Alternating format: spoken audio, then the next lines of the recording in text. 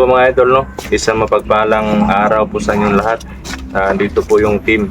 Muna. Jules Adventure, Bro Maui, Brado Dong Adventure at si Max Tom Vlog. At si Jerome po is wala po dito ngayon kasi may importanteng lakad po siya, no?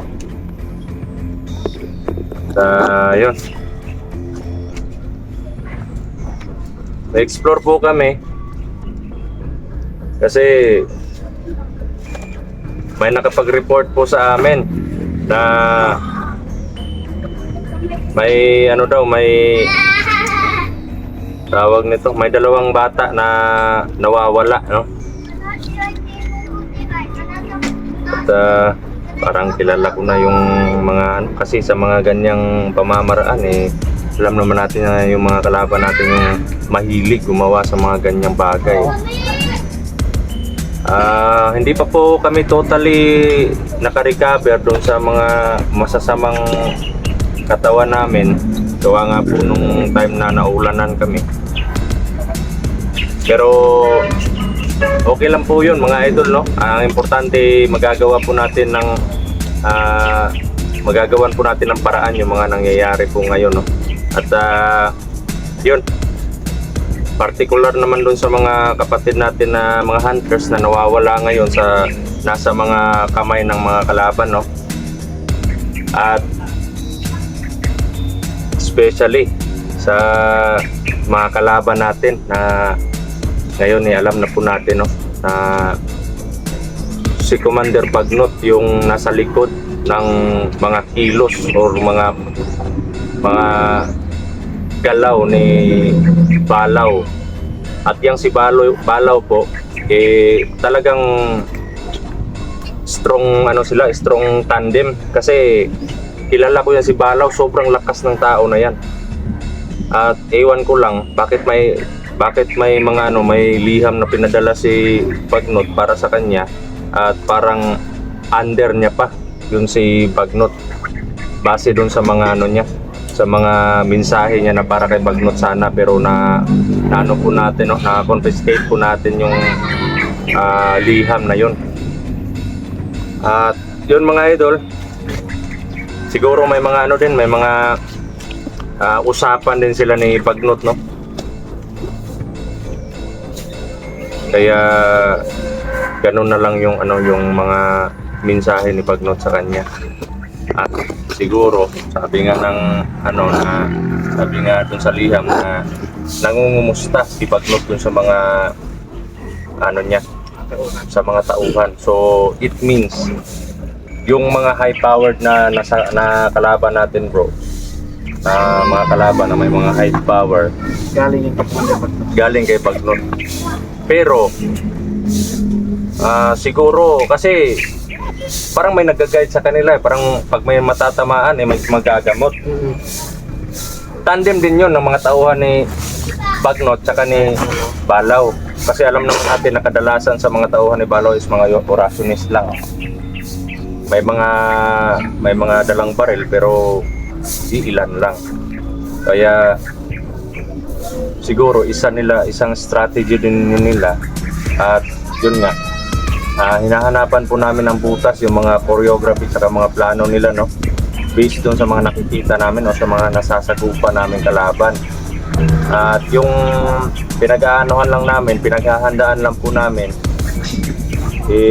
baka kami yung makitaan ng lusot, or baka may mga din sila, may mga strategy para doon sa mga kahinaan namin. Kasi ako may kahinaan din yung sa akin, at pati sa amin lahat may mga kahinaan po kami.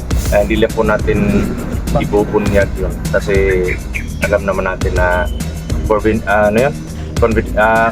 confidential sa mga ganyang bagay. At yun, papasalamat din po ako na andito na din si Julius para tulungan po tayo sa maka-abante tayo sa mission, no? Na andito si Julius. Kulang pa rin kami ng isa ngayon pero okay lang po yun kasi may importante ding lakad yung sa kapatid natin na si Jerome. Kaya Yun mga idol, no? Sana po suportahan niyo po kami pagdarasal para sa mga kaligtasan namin. At sana po magtagumpay tayo sa mission, no? At ma-rescue natin yung dalawang bata na nawawala. Ano na daw yun bro Hindi na basta bata. Parang nasa 13 Sa amin, sa matured na? Hindi, parang 13 or 14. Tungo matured Kasi magkaibigan daw yun Tapos nagano sa magulang na mangunguha lang ng nyog. Oo, sa gilid ng bundok. Yung problema, hindi na naka-uwi. Tapos yung nasa exploration pa tayo, mga ilang araw na yun, yung nasa bakbakan tayo, mga ilang araw nang nakalipas. Kaya yun yung natin ngayon. Sana din na magkadugtong, no? Madugtong yung mga daanan namin sa mga kapatid natin na nawawala, no? Mag-abot ang natin sa isang. Kasi may naman tayo may tiwala naman tayo na idudugtong yung mga daan namin para makatulong din tayo sa kanila, no? Hopefully po mga idol na mangyari nga yung mga ganong bagay, kasi sobrang delikado parang yung mga kalaban natin to Bumalik na naman sila sa pangunguha ng ang mga inosenteng tao. At isa pa, so yung kasi pag di ba noon pag ilagay natin or i-base natin dun sa mga yung tinatawag na ritual, di ba 8 or yun, yung mga black magic, 8 or 7 years old yung kukunin. Pero based dun sa mga report na pumunta sa atin dito yung yung ama, yung dalawang ama po yung pumunta dito kaninang umaga mga idol, yun nga, hihingi ng tulong kasi Awaan na ako dun sa dalawang ama na hihingi ng tulong na sana mailigtas yung dalawang anak nila. Oo. At isa pa, humingi na din po sila ng tulong sa mga militar at gumagalaw din po yung mga militar ngayon. Kasi alam naman po natin na hindi basta-basta yung mga kalaban. Hindi lang barrel or strategy yung andun sa kanila, yung mga gamit nila, kundi pati na rin yung mga ritual, yung anting-anting, saka mga orasyon. Yan po yung katangian ng mga kalaban natin ngayon.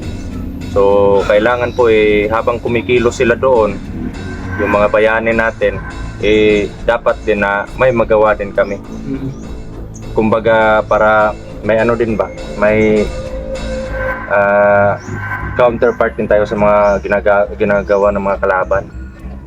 Kasi delikado baka may iba pang At based naman doon sa mga edad, hindi na pang ritual yun.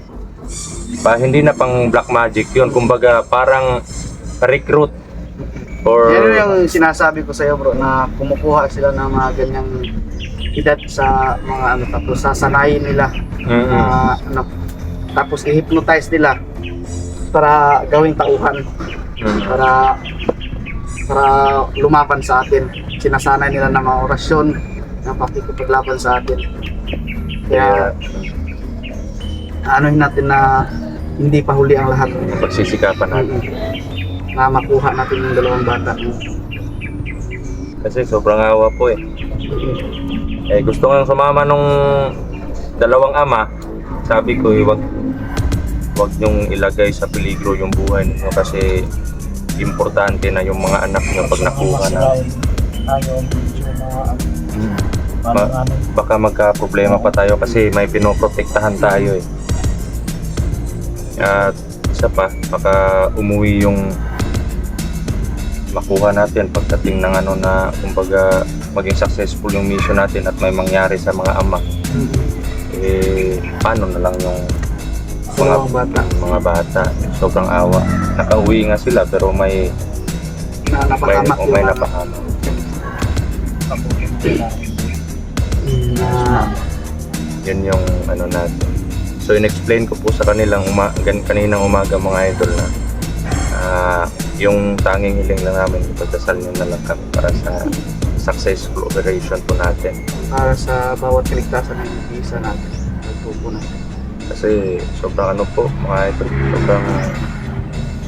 sobrang hirap. Kahit ako ini-imagine ko lang, sobrang hirap ng malagay sa ganong sitwasyon yung ano. Oo. Gusto mong matulog, hindi ka makatulog. Gusto mong kumain, wala kang ganang kumain kasi Kasi yung isip mo nasa ano. at gusto mong makatrabaho para sa pamilya mo pero hindi ka makakapag-focus. O kumbaga, Kasi yung isip mo parang lutang. malaki yung impact dun sa sa padre di pamilya. Oo eh. Lalong-lalo na sa ina na malambot lang yung puso ng mga babae. Kasi biruin mo ilang yan sa tiyan mo. Pinalagaan mo, pinalaki mo yung bata tapos Kaya may mga ano ka pa. sisikapan natin na makuha talaga natin yung dalawang bata na yun. May mga ano ka pa, may mga para sa kanila na pagdating ng panahon gusto mong maging doon sa mga bata, mga pangarap, Sila yung mga pangandoy ba? yung mga pangandoy. Pagdating ng panahon na sila yung masakupa pagkaya. Pero wag lang tayo magkumpiyansa, baka yung mga natin, masagupa natin is andun yung mga bata na hinahanap natin. Oo nga. Kailangan maging alipto talaga ito natin.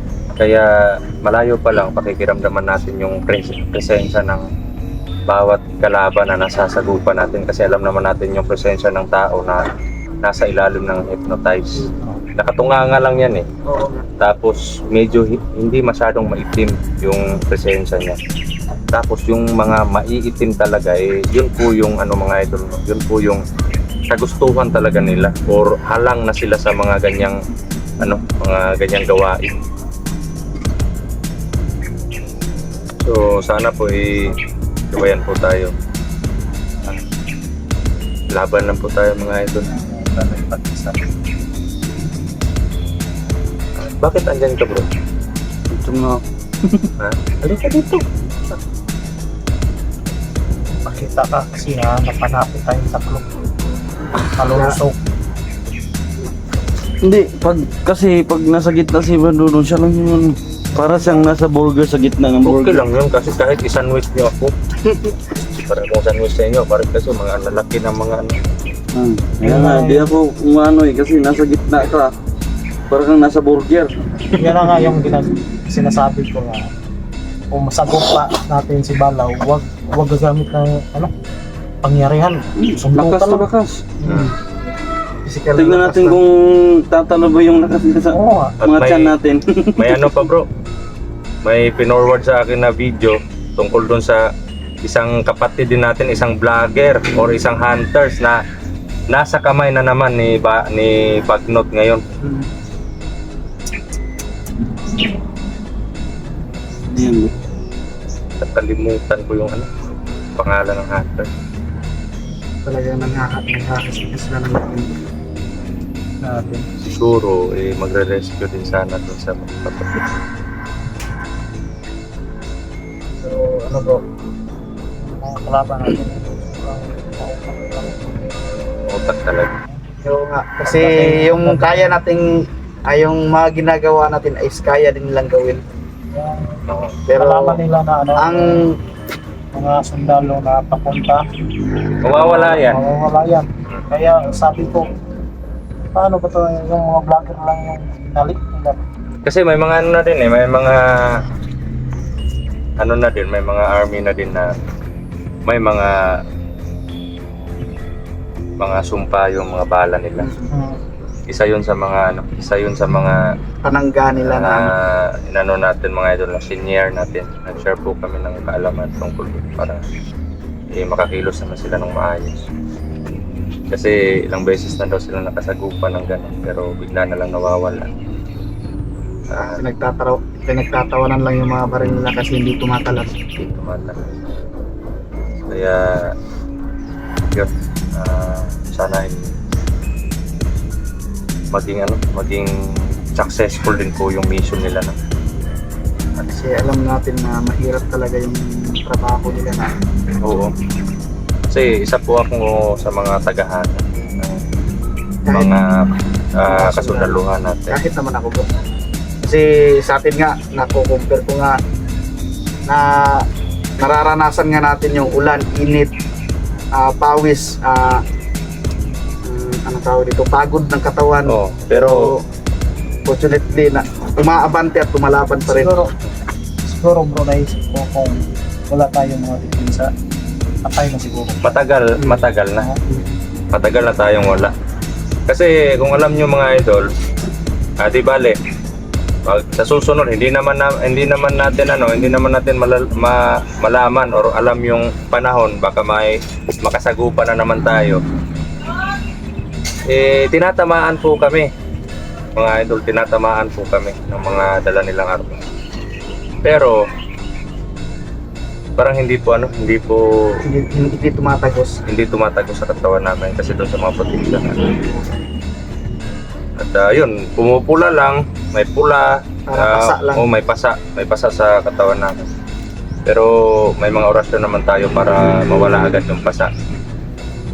Kaya at may may mensahe din akong natanggap galing sa isang kapatid natin na hunters kasi nakikipag-coordinate na po kami, no.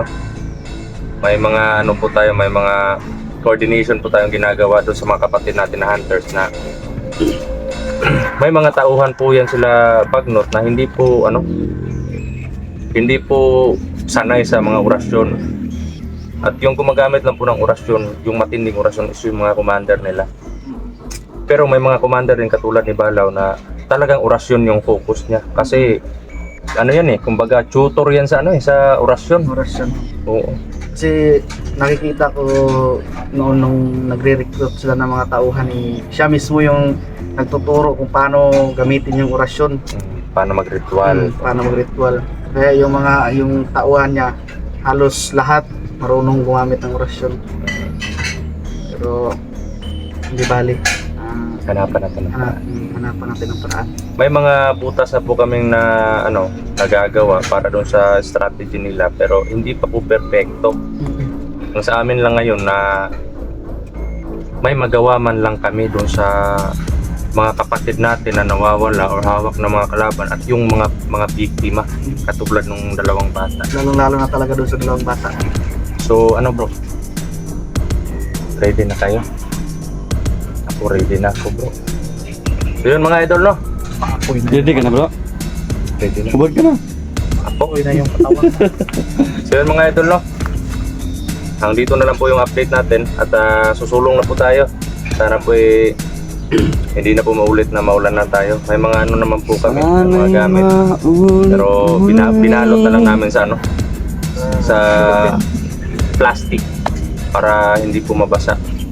Di bale nang kami yung mabasa, yung mga gamit namin safety lang kasi makakabihis naman kami pagdating ng location na safety pag wala na rin ulan. So yun mga idol, no, maraming salamat po sa walang sawa na suporta ninyo at pagmamahal at kabilang na rin po yung pagdarasal para sa kaligtasan namin, no? At sa lahat po ng mga solid supporters namin dyan, maraming salamat po sa inyo, no? Salamat po talaga. At para sa ating channel naman, no, Brad Dudong Adventure, pakisuportahan po natin yung channel ng bawat isa sa amin, no? Jules Adventure, Max Tom Vlog, at kay G Adventure 23 at may pagdating ng panahon na may makabili na din tayo ng cellphone ni Brother Maui, no? At Abangan niyo po yung darating na channel ni Maui. Pinag-iisipan pa namin kung ano yung nakapag-isip ka na, ano yung pangalan ng channel. Ito ako na mag-isip ko. Oo. Diyan na tayo Comment nga kayo. Oo. Po kayo, mag-suggest po kayo. Mag-suggestion. Kung ano yung mas bagay sa kanya, no? Yung talagang astig. Kasi astigin ko si Bukang.